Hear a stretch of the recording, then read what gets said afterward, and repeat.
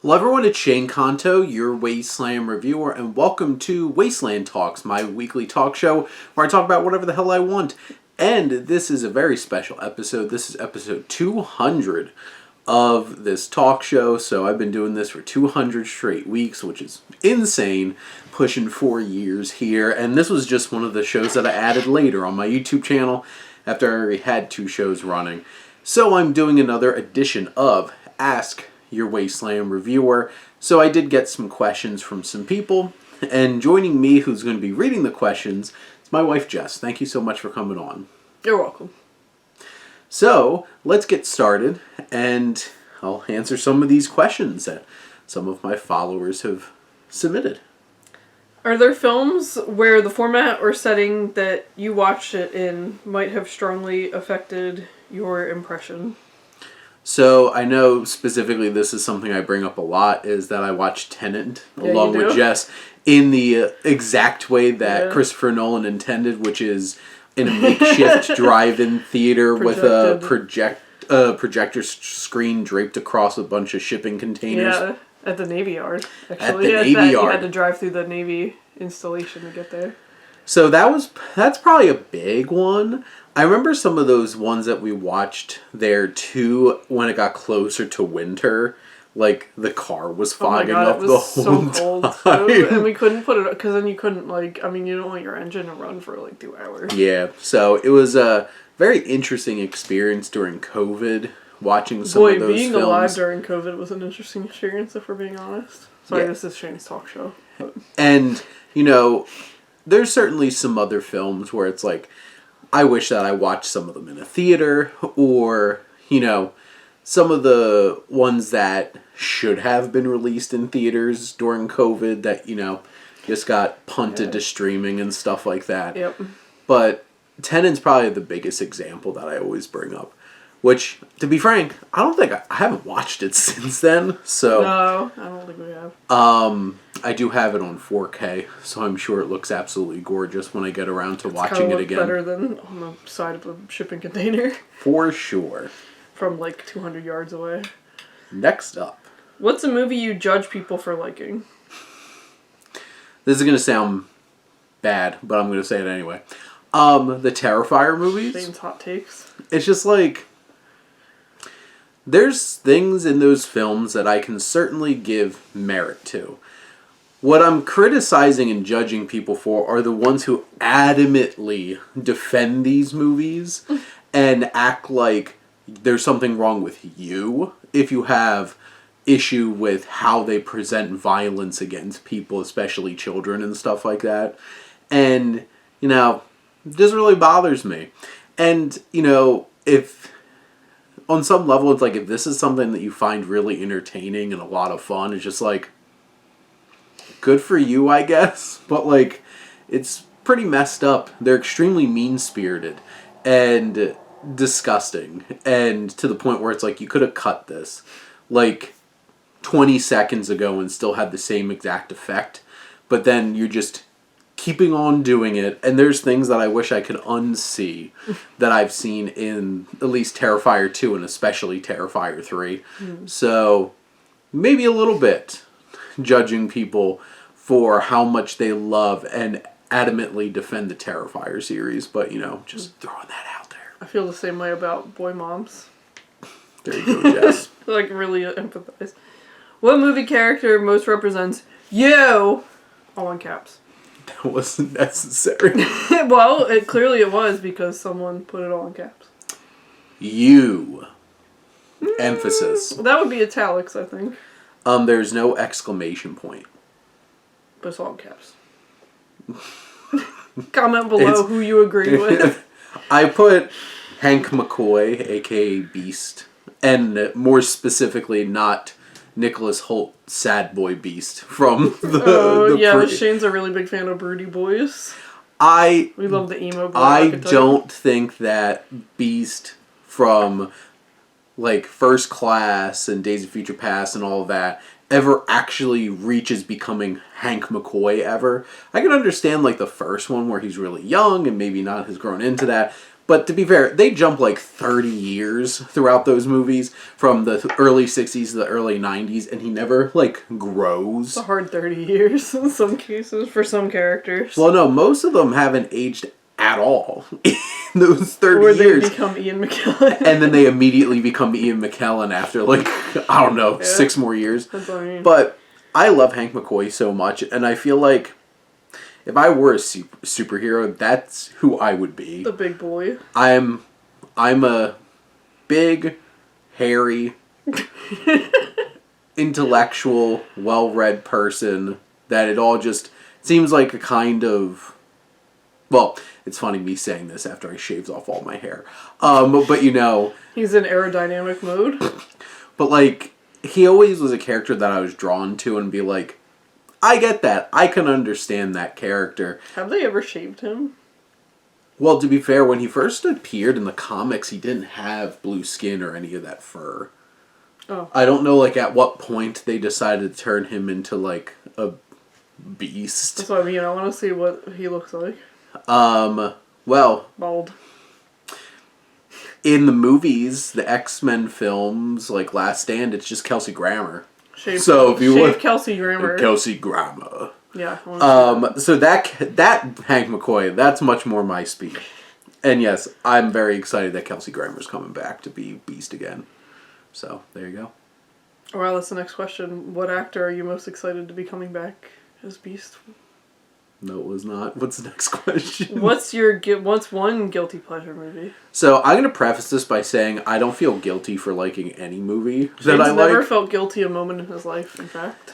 I'm not exactly the type of person that's like, oh my god, this is my guilty pleasure, and I would be, like, afraid if people found out that I like this movie. It's just like, I like movies, and I like the ones I like. But, if you were to ask me what's one movie people would probably be surprised that I own and really enjoy is Me Before You. I did not, like, this is at the point where I was binging through Game of Thrones, I'm pretty sure. Or at least, I only knew who Emilia Clarke was because of Game of Thrones. And I didn't think she was great, honestly, in most of Game of Thrones. And then I watched this, I'm like, she's so damn charming. She should do more things like this. And then Last Christmas happened. Sounds like a lot of British people. And yes, she should be in more stuff like this. But her and Sam Claflin are fantastic in this. And is it schmaltzy? Yeah. He's like, is he gonna obviously die by the end of this movie? Oh my god, yeah. Spoilers. If you didn't see that coming watching this movie, then I don't know what to tell you. You never considered the fact that I'm dumb. Stop. It's one of those types of films that it's like, it's a very obvious kind of romance, but like, I thought it was really charming and I enjoyed it. So, and I own it. It was so funny because I actually saw this at an early AMC Stubbs member screening that I brought friend of the channel and movie club member Kevin to. Oh, okay. So Kevin and I watched this movie together. So there you go. There it is. Yes, Jess has found it in my collection. What's a movie you think's overlooked? So I want to preface this by plugging my movies we don't talk about enough list on Letterboxd, as well as Jess's list of movies we don't talk about enough. There's some real bangers on there. So you should check that out because it is fantastic. And there's so many films out there that deserve a lot more attention. The first one that I had a couple that I want to throw out, In the Land of Saints and Sinners, because so many people just write off any of these Liam Neeson movies that come out now that looks like, oh my god, it's just Taken in Ireland. It's like, no, it's nothing like Taken. I watched that, though. But he is a hitman who's been doing this for a long time, and he goes toe-to-toe with Kerry Condon, who is a member of the IRA, and it is intense, well-made, and I love the acting. Liam Neeson is great in it. Cole Meany is great in it. Kerry Condon is great in it. Jack Gleeson, who was Joffrey. That's like every Irish actor. Minus Colin Farrell. There's no and Colin Brendan Farrell. Gleeson. And there are no Gleesons in this one. I do really love Brendan But Gleeson. I loved In the Land of Saints and Sinners. That one completely flew under the radar. Now, a lot of people will probably think that I mean Thelma as in the June Squibb movie. But Thelma, love June Squibb. the Trier like superhero film. This was such a random movie that I went to go see when like I tried to go to as many movies as possible back in 2016, 2017 when I first started my channel. And this was playing at AMC Voorhees. I had never heard of it. I had no idea what it was about. And it's this crazy, like, Northern European film that turned out to be, like, a dark, twisted superhero type story. And I'm like, it blew my mind. And it's something that I think about regularly. I don't think I've gone back and watched it in a while, have it, though. I do own it. So there's that. And then the last one that I'm going to highlight, at least for this, is Wild Rose, starring Jessie Buckley. She's hot. I was going to say she's an amazingly talented actor, and she's great in this movie. Yeah, why not? And I love both. I love the music in it because she's an aspiring singer, and she wants to be a country western singer, and it's just one of those breakout performances that really stood out to me. She kills it. And now she's been a big favorite of mine, and I can't wait for The Bride, where she's the bride of Frankenstein. But yeah, so go check out both of our lists on Letterboxd so you can check out a whole bunch of other movies that aren't getting enough attention. Shane's is better than mine. I mean, you can still look at mine, but... Jess is just reinforcing her self-deprecating comments that she always makes, so there you go. Mine's kind of all over the road, but that's like me. Anyway, this isn't about me. Shane, what's your favorite movie to get into the fall/Halloween spirit? I literally watch The Nightmare Before Christmas every single year. Oh my God. So we will be watching it on Halloween. I was thinking Edward Scissorhands, if I were answering this question. There you go. But it's not about me. You keep... It's called color commentating, Shane. Come on. But no, this is... I don't remember the last time I haven't watched this for Halloween, so I think that's, like, pretty obvious that that's the choice here, so... Recently read, like, a 1,000-word essay about how it's a Christmas movie, but I feel like it's both. Why not have both? Why it can't is be both. I just have Muppet Christmas Carol for Christmas, so I don't need this one for Christmas. Much like Highlander, there can only be one in Shane's heart. One seasonal movie. There you go.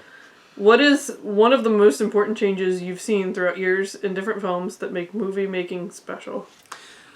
This was an interesting question, and I was trying to think of something that I feel like has really drastically changed filmmaking and its advanced camera, like phone cameras.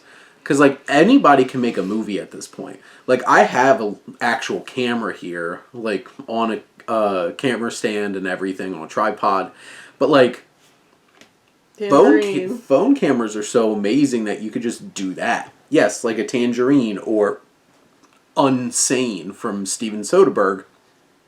And he's done a bunch of movies on iPhones at this point. And then that ridiculous rig that they set up of nothing but iPhones 28 years later. Right. But it's that anybody can make a movie at this point. And I think that's something special.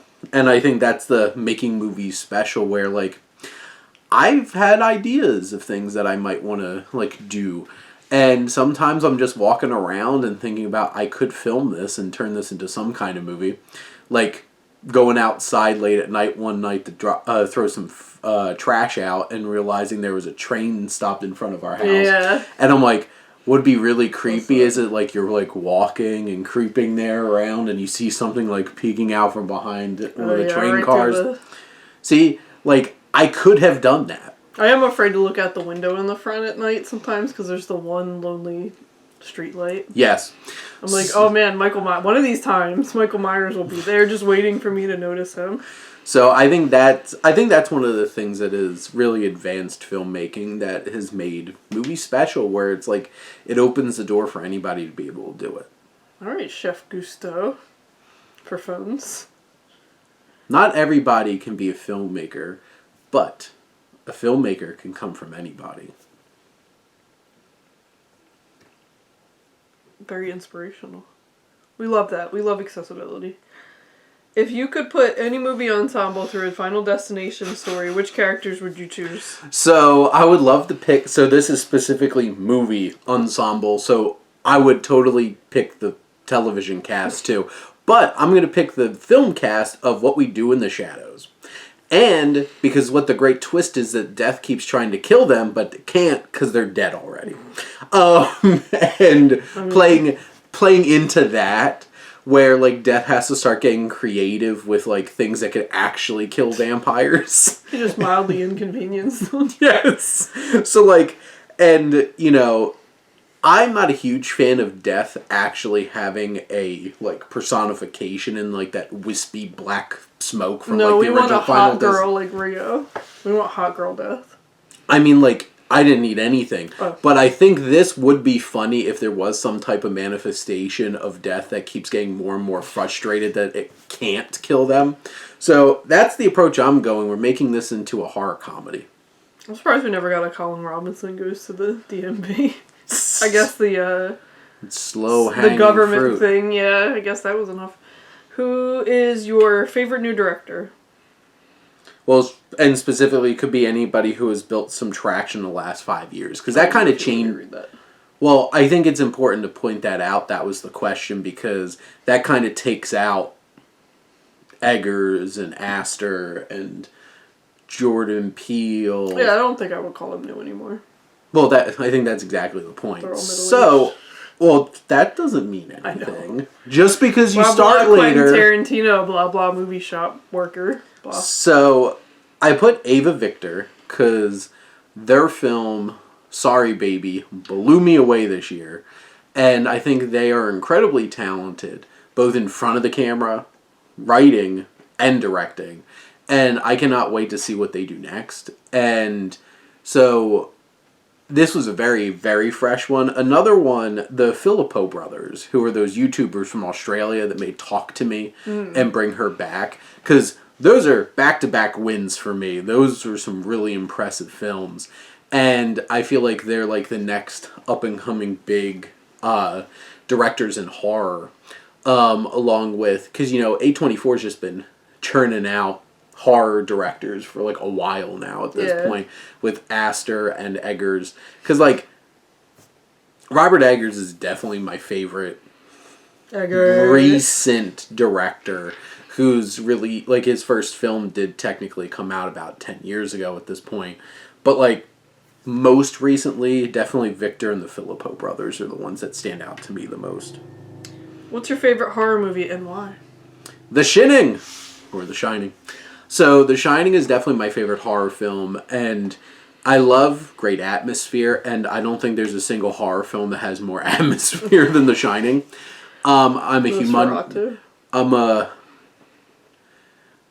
Like, Eggers is definitely up there, but I don't think. The Lighthouse. Well, that's all Eggers. So, I know, but The Lighthouse is my final answer. But, like, Stanley Kubrick was working on a whole other level. Including being a bastard. I was going to say, including torturing every person that worked on this set. But, like, his films are so incredible, and the technical prowess that went into them. And I am not the biggest fan at all of shaky cam and a lot of handheld camera work. And Kubrick's, like, the king of steady cam. And just everything that he did in terms of making The Shining come to life. Jack Nicholson is completely unhinged from start to finish. Poor Shelley Duvall. I know, you can just see the poor terror Scatman Crothers. And just the imagery is haunting. And one of the most unnerving scenes, I think, ever in a horror movie, in a movie filled of unnerving moments, is even just the bathroom scene. Not even that bathroom scene. Is the conversation between Grady and Jack Torrance, and it's just like the flip of a switch that the actor, who I don't recall his name, but he's been in multiple Kubrick films, because he plays Alex's dad in A Clockwork Orange as well. Some British guy. And he's just like, they need to be corrected.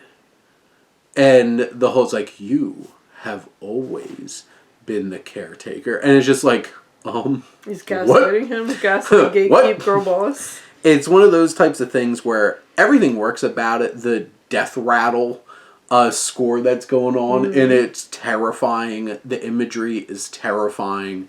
And it's such a dark, twisted story. And just the frozen... I realize that my two favorite horror movies are both take place in the snow. So I don't know what that says about my fear of... I was going to say, you don't really like the snow either. I hate the snow. If the snow's not going to get me out of work, I don't love it. And because of COVID and Zoom, we can't have snow days anymore. So no, I don't like the snow. So there you go. Biggest box office disappointments of the 2020s? This is so frustrating because the one obvious one is Furiosa, a Mad Max saga. Because, to be frank, Fury Road didn't even make that much money. It was like marginally profitable. But like Furiosa just bombed, and it's a shame because it's an amazing film. And now we're getting The Wasteland, but it's going to be a TV show on Max. And I'm just like, I'm going to take it anyway. HBO Max. Yes. But I'm going to take it anyway. But it's just so sad that nobody went to go see that. And it's really disappointing because it's fantastic. The Life of Chuck was one of my favorite films of this year, and I don't think like barely anybody had seen it, which is really a shame. Even my press screening had 3 people at it. Oh. Disappointing. And The Last Duel. And there's extra context to this because everybody showed up for House of Gucci, that just trashy schlock that came out 2 months after this. Or like a month after this. And The Last Duel was amazing. And may or may not be the last great film that Ridley Scott ever makes. He's such makes. a grumpy old guy about it, too. Because House of Gucci, Napoleon, and Gladiator 2 are all very, very, very flawed movies in many ways. But The Last Duel was a masterpiece, and I loved it. Even though Ben Affleck's hair is an abomination. Oh my god, it's so bad. He has that yee haircut. And Matt Damon's accent's not exactly the best either. But you know, like... Love when Ben Affleck pops up for like 2 seconds. Good for him. But yeah, so those are the 3 that really stood out to me. I'm definitely related to Jean Legree, I think. Adam Driver's character. You do see dong in that, but I won't say it's very sexy. No. That movie, I wouldn't call that movie sexy. No. Name one character from a movie who reminds you of yourself. Sammy Fableman. Honestly, because... Wholesome. I walk around and I see, like, shots that could be made and movies that could be made. And I need to stop coming up with ideas unless I'm really going to commit to these things. I mean, that's always the most fun part. But it's one of those things where it's just like, the way that he saw the world really made sense to me. And also there's also levels of relatability there with, like, the divorced parents and... the complex perspective on his parents and stuff like that. Yeah. Feel bad for his dad. Kind of gets overshadowed by his clearly having bipolar and untreated mother. Yep. But Sammy Fableman's definitely a character. Like, after I watched that film, was one of my top films of that year. And it's a really top tier Spielberg film for me, too. And... also from New Jersey. And it has Richard Kind in it. Isn't he the uncle? Never mind. No, like Judd Hirsch. Oh, why? Who's much Richard older. Kind? Seth Rogen's the best friend. Yeah. Wink. Yeah. They were best friends for like 40 years. It was great. There you go. What is it about movies that draws you to them rather than other forms of art? Like, specifically, why do you review films and not music, or films and not books, or paintings and poems? So, I'll start with the first part of what film draws me to it is it's so dynamic. There's so many layers to appreciate about film. Because, true. Say, like, the script might not be the best, but they could have great filmmaking and great acting and great music. And there's, like, unless you watch, like, a complete abomination of a movie that fails on every single level. Like The Swing of Things. Yes, 100%. But there's always something that you can gravitate towards. Because, like, there's so many layers to it. And it's such an engrossing, full experiencing a film. It isn't just looking at something or feeling something physically. It's all of these different types of visual and auditory and emotional levels that you can just connect with when it comes to movies that you don't with, like, a book. you're reading it, you have to do a lot of the heavy lifting. Because, like, you have to bring that to life. If the writing is great, then that does a lot, like, helps do a lot of that work. But, like, a painting, it's a still image. And you have to kind of piece together the context that goes along with it. Movies, it's like magically bringing something to life. Now, the second part of this is interesting because, like, I have reviewed other things. We went to the art museum, we reviewed some paintings to each other, but, you know. But, like, Still. I have spent so much time watching movies, learning about film history, reading books about film. That's why I feel like I'm much more comfortable being able to judge a film than... Like, I did used to do reviews for books. Television, but, like, to be frank, television's still the same art form as film. It's just how you cut it up and stuff like that. Yeah. But, like, I've reviewed plays and musicals on stage and stuff like that. It's just, I have to limit myself, because otherwise I'm going to get overwhelmed. And I had been getting overwhelmed, and I felt like I just need to focus on the movies, because the movies is enough for me. But, like... Boy, there are a lot of them. Like, I love books. I have perspectives and thoughts on books that I share with people. And, like, stage performances and art, like, physical art and stuff like that. Paintings and drawings and stuff like that.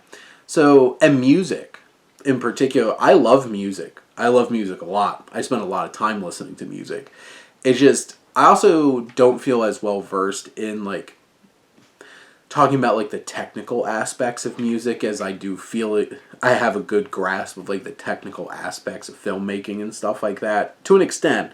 Like, obviously I've never actually done it. Mm-hmm. But that's kind of why, like, I just focus on movies at this point. But there's other things I would love to share my thoughts on. It's just, if this were something I did for a living, then maybe. But for now, since this is a side gig, it needs to be, like, contained a bit. Fair.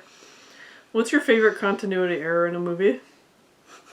The little kid covering his ears, waiting for the gunshot in North by Northwest. I get it.